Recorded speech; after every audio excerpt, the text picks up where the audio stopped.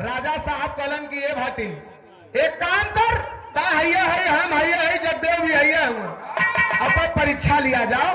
कहे का करी, कहे जा भाटिन से राजा कलन की जा जगदेव दानी से दान मांग के लेके आवा। सुना जवन दान मांग के लिए ठीक होकर दूना तो होके हम दान देव।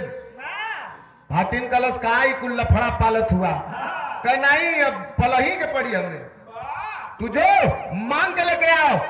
भाटिन कलश तो दूना देबा न, कहे हाँ 3 बार वचनबद्ध कराए के भाटिन चलल है। जब भाटिन चलल तब पहपट में कहना है,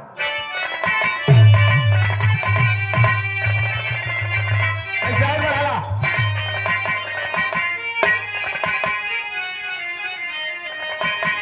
अरे गई भाटिन तैसे लेला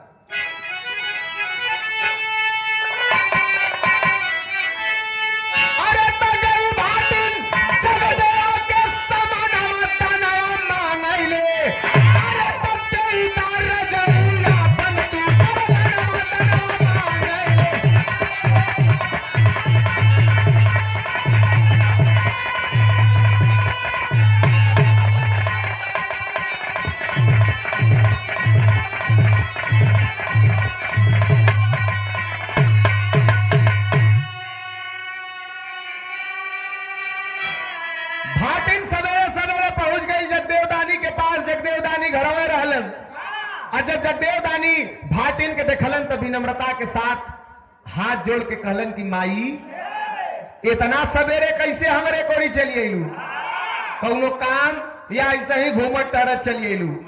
भाटिन कलश के घूमत टहरत ना ले कुछ काम है हो, कहे का कहे हम दान चाहत हो, कहे माई दान का दे ही, कहे कि बेटा इज्जत दाव पे लगल हो, राजा साहब के हम इज्जत दाव पे लगल हो, हमके दान में तोहार मूड़ी चाहत है, यह सर गर्दन काट के अपन मूड़ी हमके दे दा। भाटिन का बात सुन के जगदेव कहलन की अब्बे लेला, जैसा तलवार निकाल के गर्दन काटे चलत हम, तब तक भाटिन कहलस की 1 मिनट रुका, शादी भइल है कि ना तोहार? कलम आई भइल है। कहला जब भइल है तो इस शरीर का मालिक तू अकेले ना हुआ, तोहार अर्धांगिनी तोरे आधा अंग का मालकिन है तोहार पत्नी, पहले वहू से पूछला, अगर ओकर राजीनामा ना रही हो ओके एतराज रही तो तोहार दान व्यर्थ हो जाई। जा मेहरारू से पूछ के आवा पहले। जगदेव दानी पहुंचलन, दौड़ल अपने पत्नी से सारी बात कहलन, देखा मेहरारू हो तो ऐसन का कहलस, अरे तपोली गोरी साजन मेरे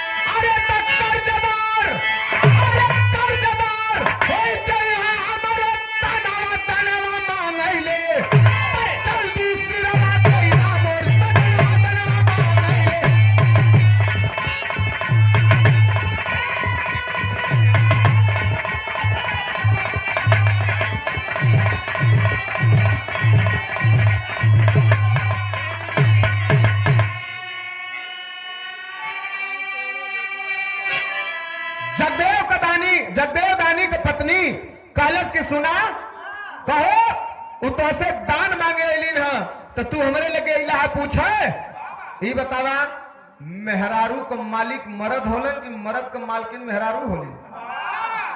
मर्द हमेशा ऊपर रहलन, तू हमके बियाह के लियाल हुआ, हमार मालिक हुआ, पति परमेश्वर हुआ, तोहरे आदेश का पालन हम करब, न कि तोहरे आदेश हमरे आदेश का पालन तू करबा। जगदेव कहले कि हम आदेश कर ना लेवे आल है, तोहार इच्छा जानल चाहत है, कहे कि नहीं जौने तोहार जौने में तू खुशी है, जौने में तोहार खुशी वही में हमारो खुशी है, जा जल्दी, अगर सिर मांगत है तो सिर दे दा, यही बहाने तोहार बनत है।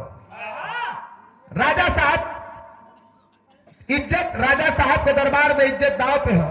जगदेव दानी अलन तुरंत गर्दन काट के कलन की माई अब्बे तू दान लेला, गर्दन काट के दे दिलन भाटिन की। तब भयल का आल्हा में कहना है,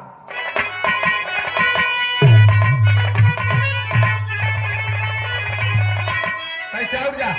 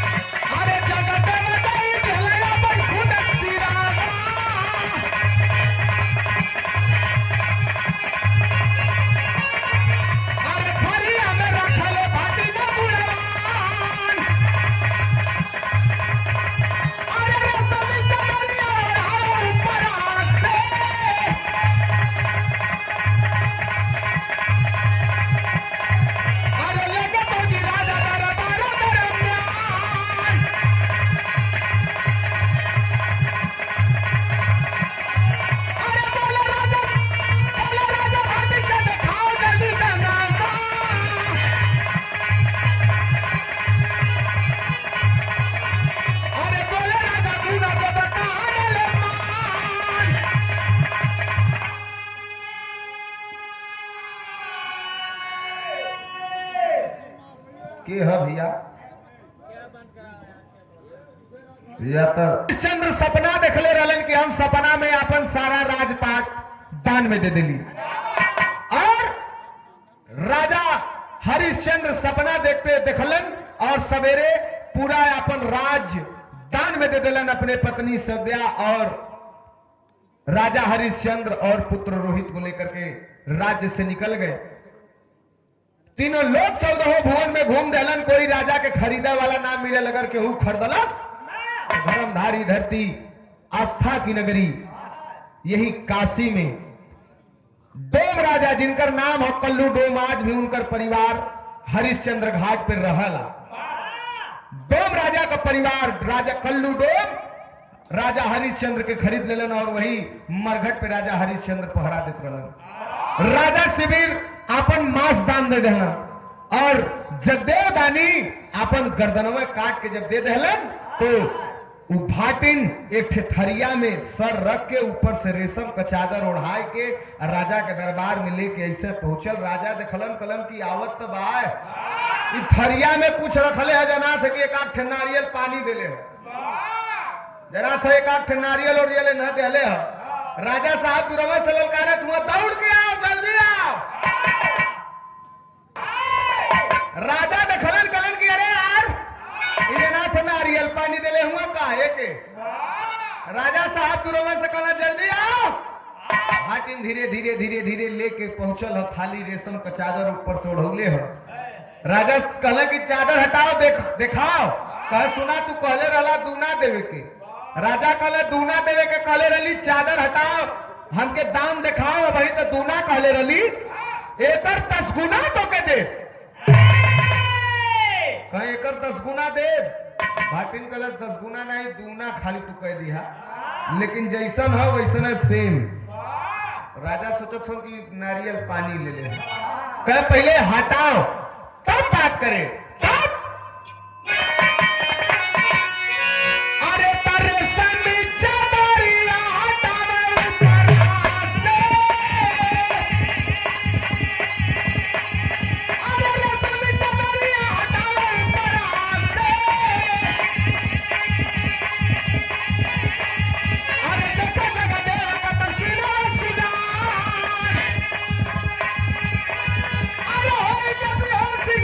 गिरी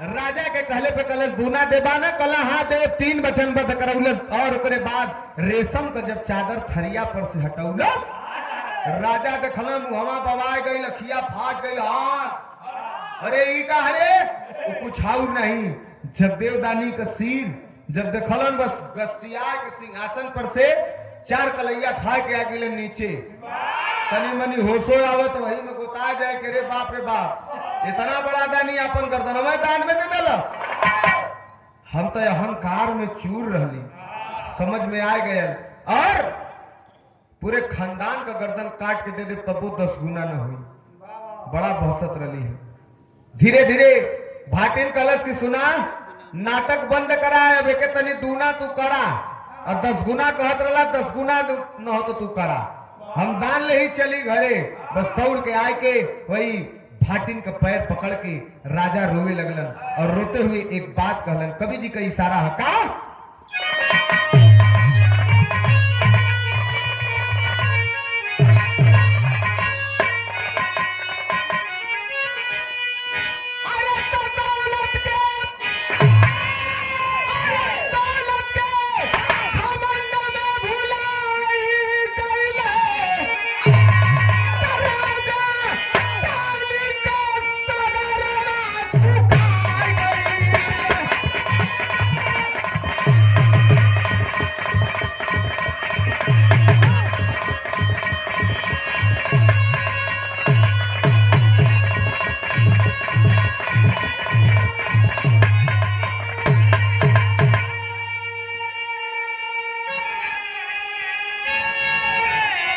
दौलत के घमंड में भुला गई राजा दानी के सगरवा सुखाए गई दौलत के घमंड में चूर राजा माफी मांगे लगलन कि माँ माँ मेरे अपराध को क्षमा कर दो भाटिन कलश की अब माँ हो गई अब वही ले कहत रहा कि छोट हो के छोट बात करत है अरे भाटिन यहाँ आओ वहां जो अब वही का माँ हो गई माई अपराध हो गल हमसे घमंड में चूर रही बहुत बड़ा अपराध हो गल हमरे अपराध के क्षमा करा करा तोहरे अपराध के चक्कर में एक दानवीर धरती से चल गिला इनकर का करी है कलम माई गलती हो गल हमरे अपराध के क्षमा कल जाए राजा साहब माफी याचना करे लगलन माफी मांगे लगलन तब भाटिन एक काम कैलस काली माई के बहुत बड़ी पुजारी रहल भाटिन क्या कैलस अरे जगत बसीरा लेके चला बाबा दुनिया अरे काली जी से मांगा जगत जीवनिया